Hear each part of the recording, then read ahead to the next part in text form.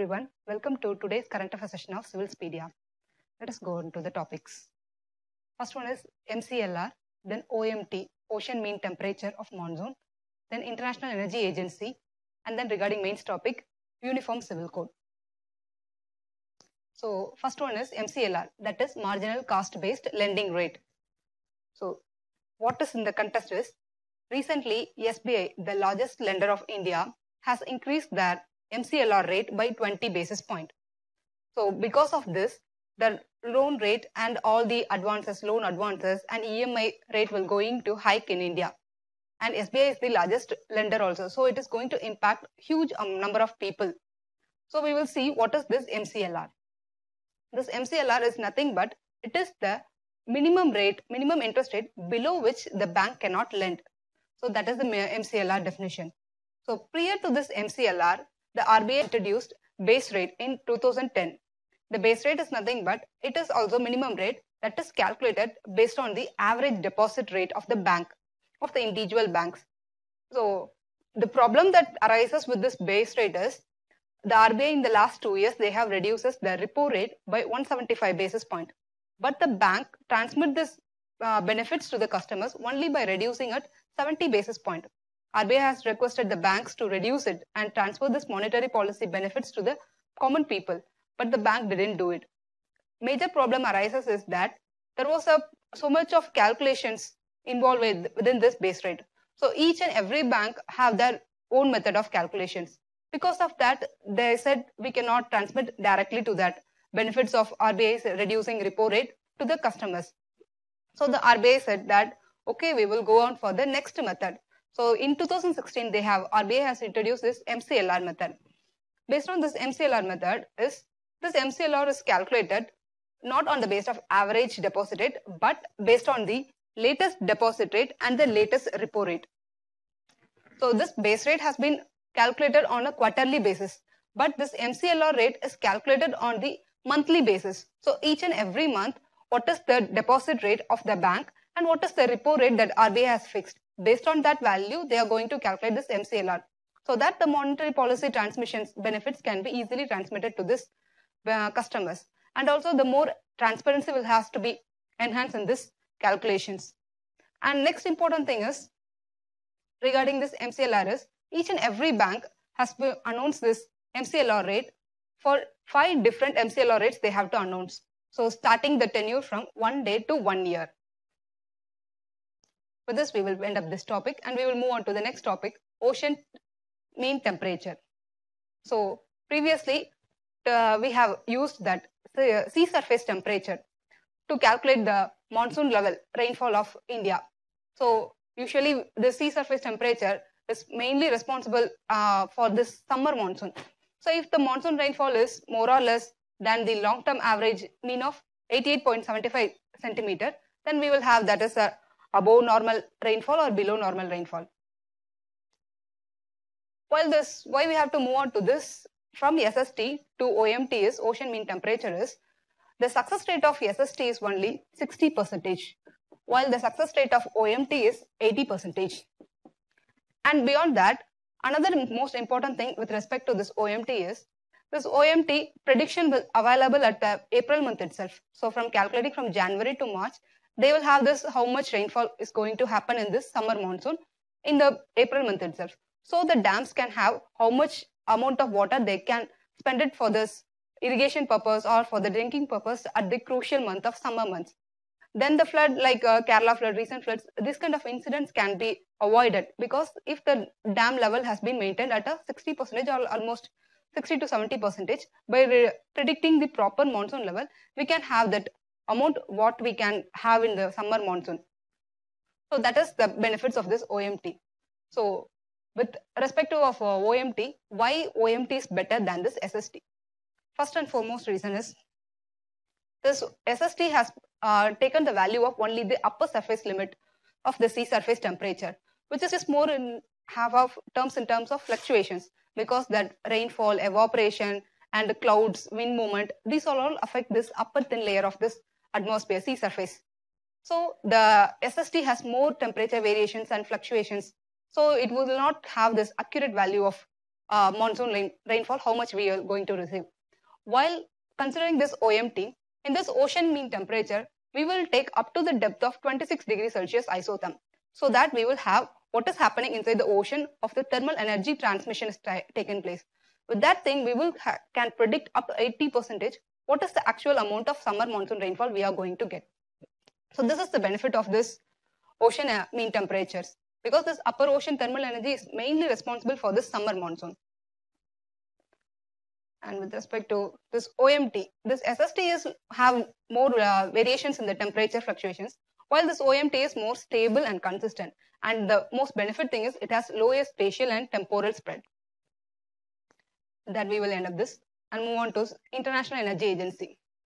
Recently, our Department of Biotechnology and International Energy Agency has signed an MOU regarding this enhancing innovation for clean energy transition.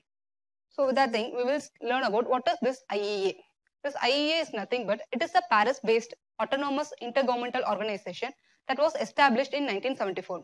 The background of this organization is in 1973 there was a huge oil crisis. So to regulate this oil supply and any disruption happening in the supply of oil, in 1974 the OECD members has, on the guidelines of the OECD, this IEA was founded. And what are the members is, all the OECD members are the members except Chile, Iceland, Israel and Slovenia. And Mexico is the last member that has been added as a 30th member in 2018. And it is the first Latin America country to enter into this IEA. To become a member of IEA, we have to maintain one condition. That is that previous year net import of oil. With that amount, if the 90 days of previous year's net import, we will have that much of oil stock in the country, then we can be a member of IEA. India, China, Brazil, Morocco, Indonesia, Thailand and Singapore are all the associate members of the IEA. They are not the full-time members, they are just the associate members. And IEA is publishing this World Energy Outlook report every year. With that, we will end up this topic and we will go on to the main topic of Uniform Civil Code. This Uniform Civil Code is nothing but it is a set of a common personal laws for all the citizens. That is having the common personal laws for all the citizens of India, so that there is no any discriminations between the communities within India. So this personal law means it covers property, marriage, divorce, inheritance and succession related issues. So in our Indian Constitution, Article 44 of DPSP has been enshrined this UCC, that is Uniform Civil Code, that it says that it is the duty of the state to implement this Uniform Civil Code. So with that thing, why it is in news right now is, recently we will put a law commission. In 2 years back, we will ask the law commission to study the feasibility of UCC. So the UCC has said that law commission has said that this UCC is neither necessary nor desirable at this stage. Why they have said like this, we will see what are the recommendations they have made in. So first thing is, what are the observations that the law commission has made it? First one is uniformity. The law commission has said that differences need not to be always imply this discrimination. Because if the society has more differences, we cannot say that there are more discriminations. Accommodating the differences within the society is itself an indication of there was a robust democracy and there was so much of secularism is prevailing in a country. Because a secular country is not having a uniformity in all the things. It is a country where there was the voices of all the peoples, all the minority peoples are also incorporated into the system. And they said that cultural diversity need not to be compromised to preserve this uniformity. That is, having the uniform law only make the people have to be a culturally monopoly. So they said that unified nation need not always to have a uniformity. And regarding the recommendation they have made is, first thing they said that we need to have abolished this Hindu undivided family, because most of this Hindu undivided family provision is used just for this tax evasion. And they said that to preserve the institution of undivided family, that is joint family system, we cannot have this much of crunch on this our country's revenue. That is not judicious use of a country's revenue. So they said that this Hindu undivided family system has to be, this provision, tax evasion, tax benefits giving to this Hindu undivided family system has to be abolished. Then they said regarding this polygamy is, they have said that polygamy is allowed in Muslim religion, but more than the Muslim people, other religion peoples are practicing more amount of polygamy. So they said that this polygamy is within that Muslim nikahama itself, it is a criminal offense.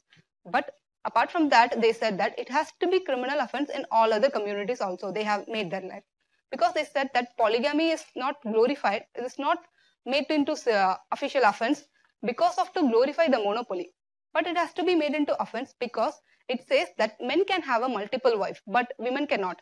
This is unfair between the men and women. So they said that polygamy is offense because it is making a discrimination between men and women. So majority of the things they have concentrated on that is, instead of having a uniform civil code, they said we need to have a unified or universal principles within all the communities. That is having an compulsory marriage registration in all the communities, irrespective of the communities, everybody has to compulsory has the marriage registration. Then inequality in the marriage age consent. That is, men can have 21 years and women can have 18 years. This discriminancy, this inequality shows that women has to be always younger than the men in the marriage. So this kind of inequalities has to be reduced. And regarding next thing is, they have recommended that we have to allow the transgender to adopt also. And there has to be new grounds for the new no-fault divorce. And the best interest of the children has to be taken as a basis for the matters of custody. And last thing is, they said that we have to define the marriage rights of the disabled people. So with overall that, the Law Commission has said that instead of going for the uniform civil code, we have to rectify, we have to do personal law reforms, because they said that equality within communities, that is between the men and women within the communities, is more important rather than going for the equality between the communities. With that thing, we will end up this today's current affairs session. Thank you. Have a positive day.